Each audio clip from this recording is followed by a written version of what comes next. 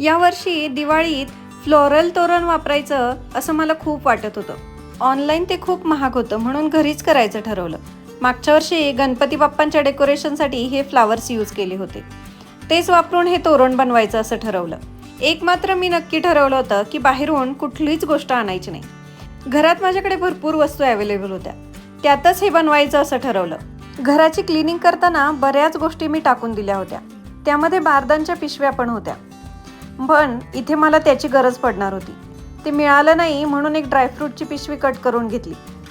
जाड बारदानची पिशवी असली असती तर ते छान अगदी स्टर्डी झालं असतं. हेही तसं छानच झालंय. अशा प्रकारे फुलं अरेंज करून बघितली.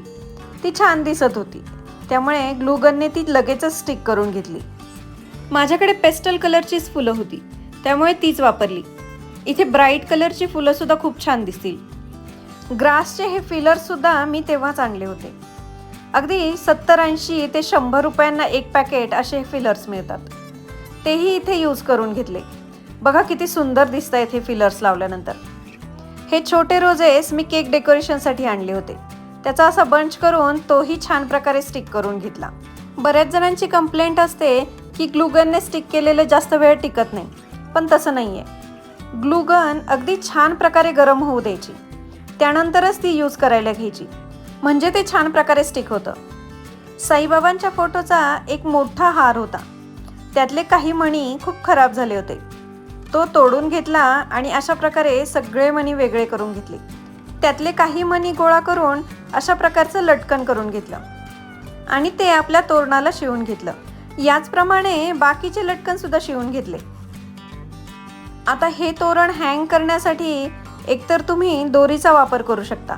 मागच्या बाजूने दोरीचे लूप बनवून घ्यायची, किंवा मग किचनच्या अशा रिंग्स मागच्या बाजूने शिवून घ्यायच्या.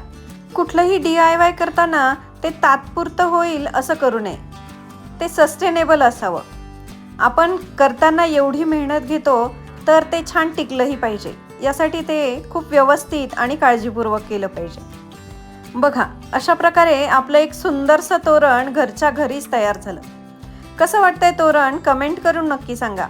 आता याच्या साईडचे लटकन सुद्धा मी घरी बनवावे का तेही नक्की सांगा.